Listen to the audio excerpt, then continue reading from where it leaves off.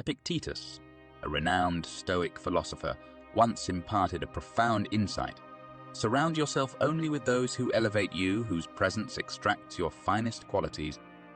This concept resonates with the familiar adage, your character mirrors the average of the 5 individuals you spend most of your time with. In this session, we delve into this notion from a Stoic perspective. Our focus will be on identifying 7 types of individuals who might hinder your Stoic journey and strategies to effectively manage these complex interactions. Before we delve deeper, I'd be grateful for your support in liking this video, which aids in the dissemination of Stoic wisdom. The first archetype to be wary of is the complainer. This person could be a friend, relative, or colleague who invariably finds faults in everything, be it mundane aspects like the weather or significant issues like their job. You might think the solution is simple. Just ignore them.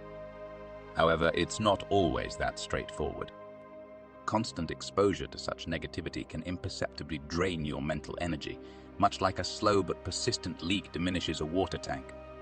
Stoicism advises us to seek actionable solutions rather than wallow in grievances. Picture working on a project with someone who constantly complains. The meetings become sessions of endless grievances, sapping the team's morale and distracting everyone from constructive problem solving. This negativity not only hampers the project but can also dampen your overall enthusiasm for life. So, how does Stoicism equip us to handle a complainer? Several approaches can be effective. Firstly, try to minimize your interactions with them. If avoiding them isn't feasible, as might be the case with a family member or work associate, then mentally detach yourself from their complaints. Visualize their grievances as a transient storm, intense but fleeting, incapable of shaking the sturdy mountain of your inner serenity.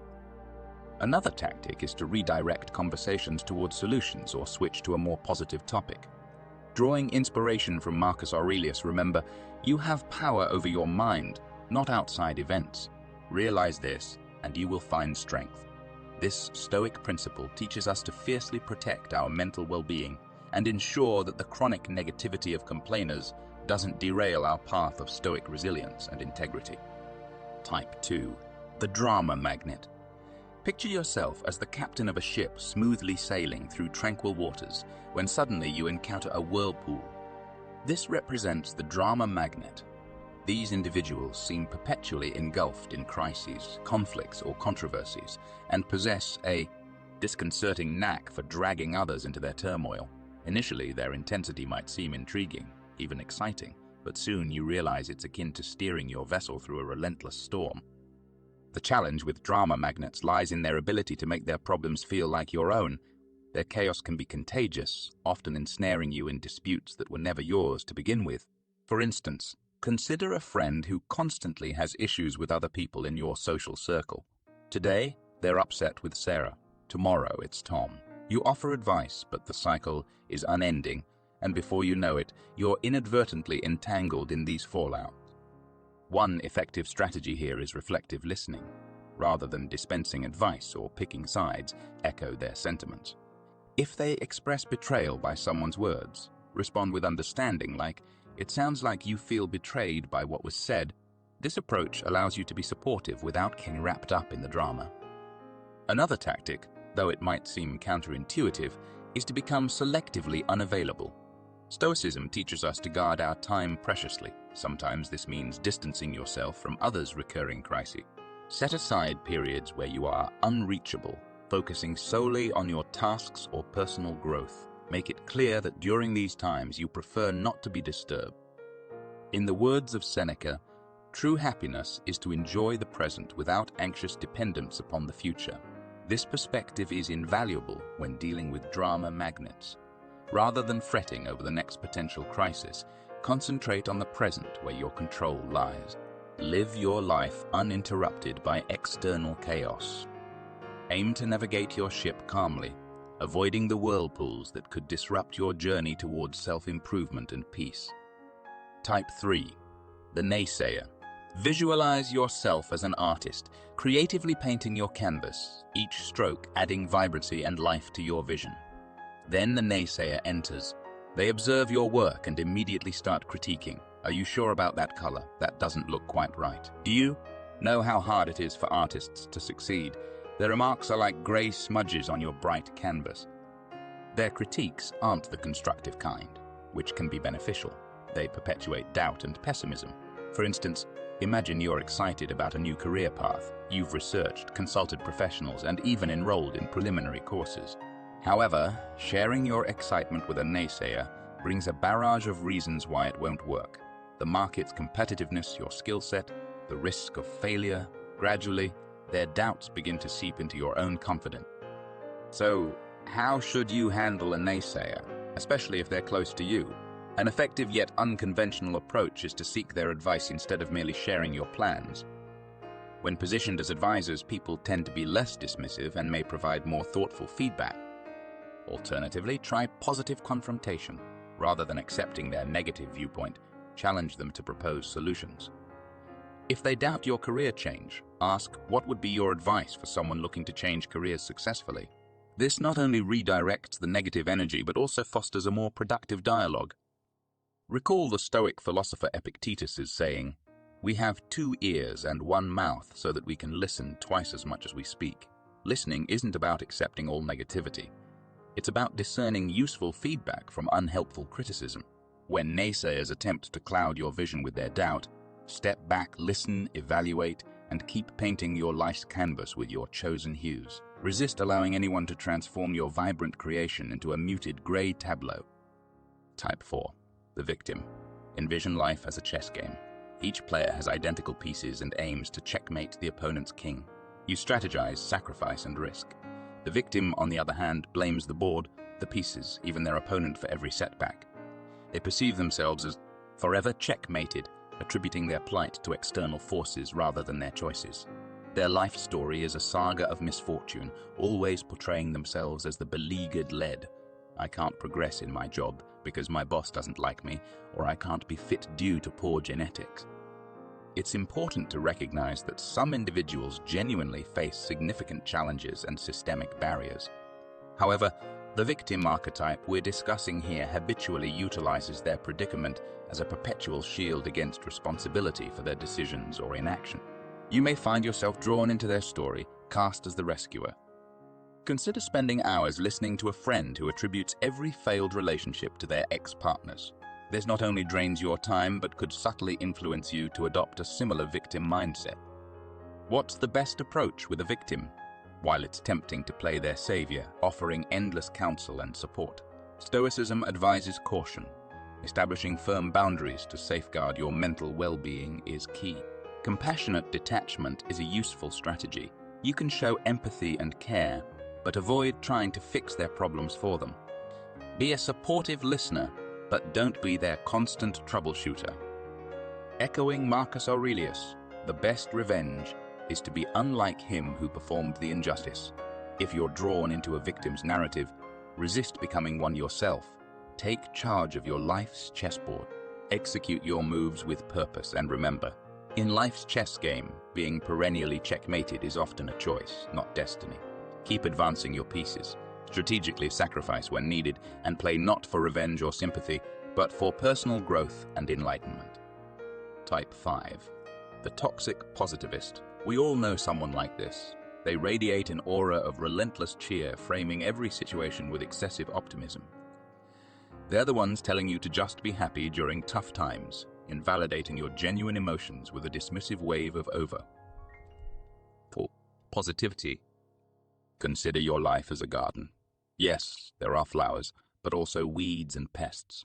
A toxic positivist only acknowledges the blooming roses, ignoring the rest. Facing a problem like aphids, their advice is to simply focus on the flowers, not letting negativity invade your garden. Although their intention might be to uplift, this approach often leads to feeling dismissed and disconnected from reality. Imagine grappling with a difficult breakup. You're seeking emotional support, but the toxic positivist's advice is too simplistic. There are plenty of fish in the sea, just smile and be happy. Such excessive positivity overlooks the complexity of human emotions and the intricacies of life's challenges.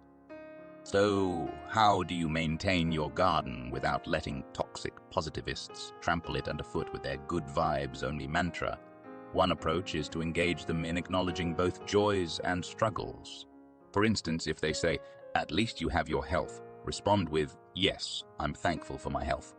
But it's also valid for me to feel upset about this issue. Both emotions can coexist.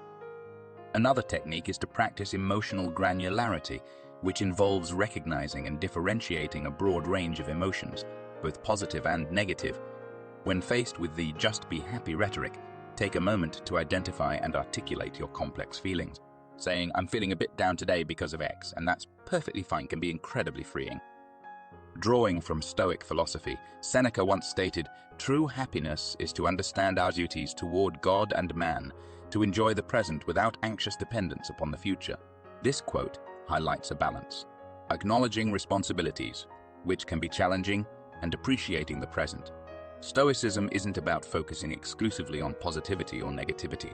It's about accepting life's multifaceted nature with tranquility. So, when the toxic positivist scatters their unrealistic optimism over your nuanced emotional landscape, remember, a garden thrives on both sunshine and rain. Embrace the full spectrum of your emotions and continue nurturing your garden, allowing it to flourish in its true complex beauty. Type 6. The Manipulator. Imagine your life as a screenplay where you are the lead. You have a vision for your story, the plot twists, the allies, the climax.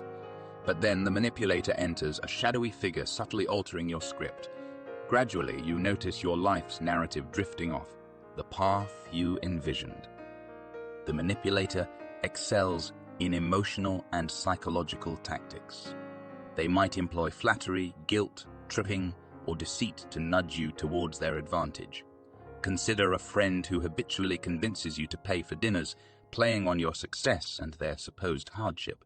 Over time, you realize your generosity is being exploited, yet confronting them feels awkward as they framed it as helping a friend in need. Dealing with a manipulator requires finesse. One strategy is fogging, which involves acknowledging any truth in their assertions but resisting emotional manipulation.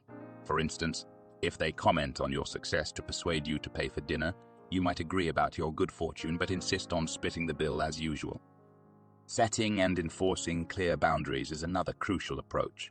If the manipulator pressures you for money or commitments assertively decline, a firm yet polite response like, I can't lend money, but I'm here for emotional support, clearly communicates your limits while preserving the relationship. Stoic philosophy, as Epictetus reminds us, teaches us that while we can't control external circumstances, we can always choose our responses. Manipulators thrive on exploiting predictable reactions, your kindness, guilt, or desire for approval. By consciously altering your response, you reclaim control of your narrative. If you find yourself contending with a manipulator, remember that you are the author of your life story. While your tale may feature diverse characters, the hero's journey, your journey, should be directed by your values and decisions. Take back the pen, assert your storyline, and don't allow anyone to hijack the script of your life. Type 7. The Time Vampire. Visualize your daily routine as an elegantly orchestrated symphony. Each task or commitment is an instrument contributing to a melodious equilibrium. But then enters the time vampire. Their discordant tones disrupt your harmony, transforming your symphonic order into chaos. Time vampires might not always have malicious intent. They could be the colleague who frequently interrupts with minor queries, fragmenting your productive day, or a friend who inundates you with invitations to social gatherings that don't interest you, leaving you feeling obligated and drained. These interruptions may seem minor individually, but collectively, they can significantly derail your routine. How do you safeguard your symphony from the disruption of a time vampire? The Pomodoro technique can be a powerful tool. This method involves dividing your work into focused intervals, typically 25 minutes, with short breaks in between. During these work periods, make it clear that you are not to be disturbed, thereby protecting your productive phases from incremental erosion. When dealing with a social time vampire, it's vital to remember that declining invitations is not just acceptable but crucial for your well-being. A straightforward response like, "Thank you for the invite, but I won't be able to join," is both polite and assertive. This refusal isn't a personal rejection but a prioritization of your needs and time. As Seneca aptly put it, life, if well lived, is long enough. Stoicism imparts that time is a valuable commodity, meriting judicious use. Time is the canvas of our existence, and we should be selective about what we allow to occupy it. In the grand composition of your life, ensure each element contributes meaningfully to your overarching goals. Guard against the intrusive dissonance of a time vampire, maintaining your life symphony with intent and precision. Lead your life like a maestro, ensuring each moment resonates harmoniously in your well-composed life journey.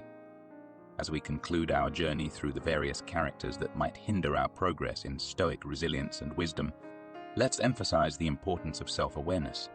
It's relatively straightforward to spot these traits in others, yet the real challenge, and the most enlightening one, lies in introspecting.